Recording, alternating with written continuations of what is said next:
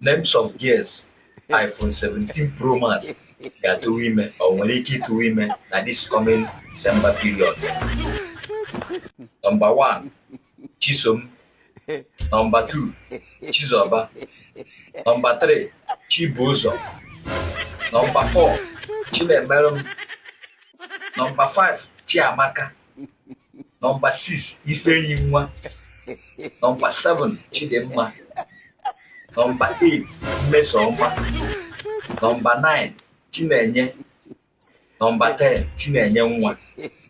So ọ bụrụ na ị nụrụ afa gị n'afa mkpọ kịta ma mbọ hụ na ị ga-eje gụọ Genesis chapter 4 verse 125.